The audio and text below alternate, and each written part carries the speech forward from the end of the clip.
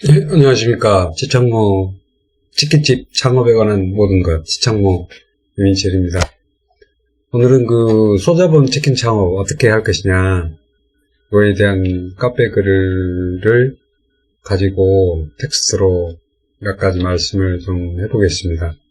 우리나라 사람들이 그 자영업을 선택하는 과정이 정상적으로 미리 준비를 해가지고 잘 안 합니다.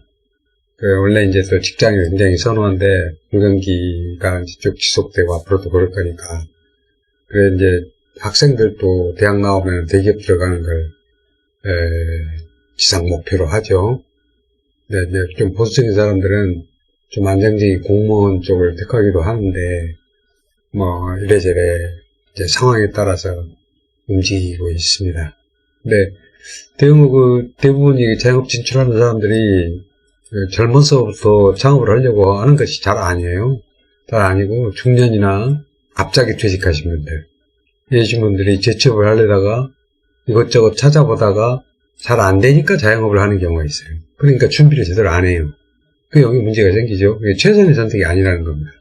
몇 년씩 준비를 한 것이 아니고 그냥 이렇게 저렇게 딴 거 찾아보다가 에이 닭이나 튀길까? 이렇게 된다는 거죠. 그러니까 차차차 선책이라는 거예요. 그러다 보니까 이게 체계적으로 준비를 못하고 그냥 막 덤빈다. 그래서 폐업률도 높은 거 아니냐. 이렇게 봅니다. 그리고 돈이 좀 있는, 자본금이 좀 넉넉히 뭐 1억, 2억 이상 있으신 분들은 쉬운 길로 갑니다. 돈으로 그냥 가맹을 하죠. 프랜차이즈 가맹을 하고, 좀 돈이 많으신 분들은 대형 프랜차이즈로 가고, 조금 부족하다고 중형차 프랜차이즈. 그런 정도로 가는데, 보증금, 가게 보증금, 뭐, 시설비, 이런 거 다 빼고, 권리금 다 빼고, 대형 프랜차이즈는 1억이 넘어요. 가져가는 게, 그 본사에서 가져가는 게. 중형 프랜차이즈는 1억 안팎 정도 들어가고, 그 밑에는 이래저래 합니다. 그러니까 여기는 이제, 대형 프랜차이즈는 시작하자마자 매출이 잘 나와요. 잘 알려져 있고, 광고가 돼 있으니까.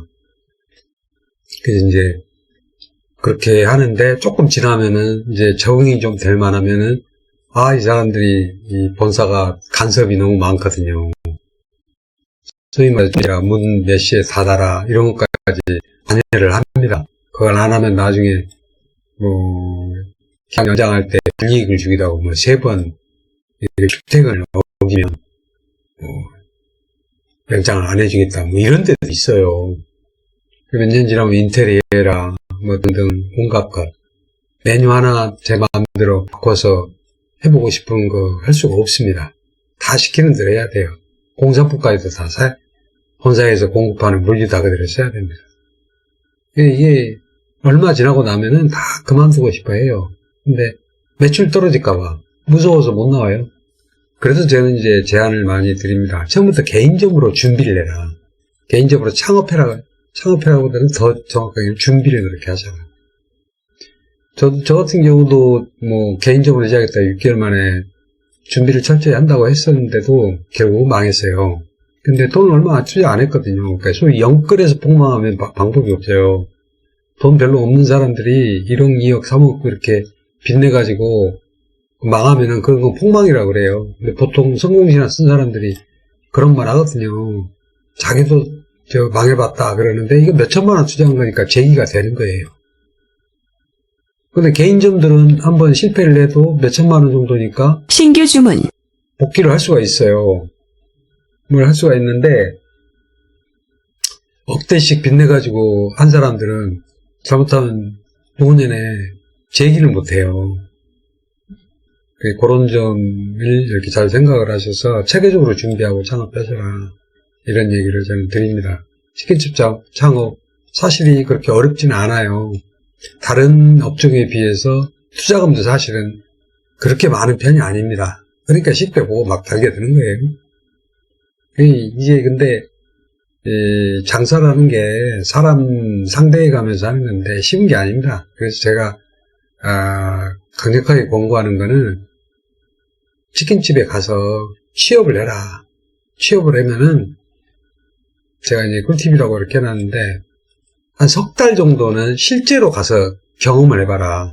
돈을 벌어라 이겁니다. 가서. 취업을 해가지고 첫 번째로 제 루틴 전략은 그렇습니다. 프랜차이즈 쪽에 가서 프랜차이즈 가맹점에 한 달 정도 근무를 해보고 그 다음에 나중에는 개인점으로 가서 2달 정도 알바를 해봐라. 왜 그렇게 한 달, 2달 이렇게 했느냐. 프랜차이즈 쪽에서 가서 배울 게 그렇게 많지 않아요.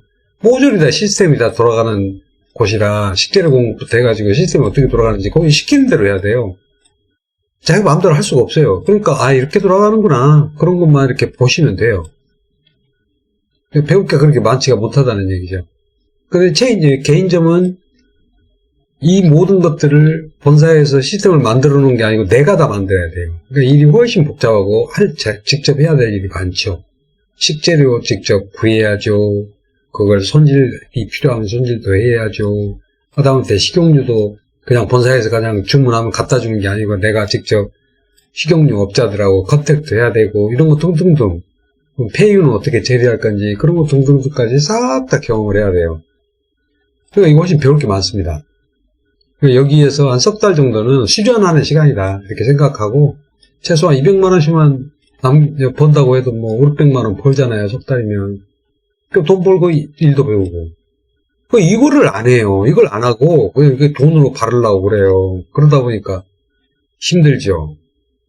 중간에 가다가 내 뜻대로 안 되면 문 닫는 거고 뭐 이랬습니다. 그리고 어쨌든지 간에 내 가게의 꿈, 내 프랜차이즈 창업을 한번 해보려고 하면은 그 체인점의 프랜차이즈 쪽에 가맹점 들어가고는 잘 못해요.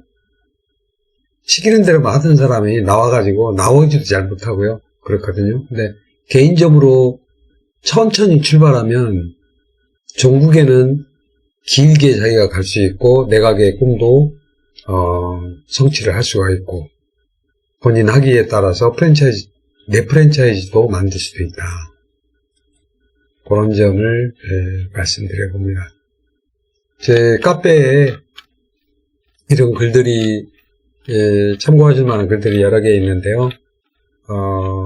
고정 댓글에 그 링크를 달아놓겠습니다. 들어오셔서 오늘 천천히 살펴보시고 도움을 받으셨으면 하는 바람입니다. 이상입니다.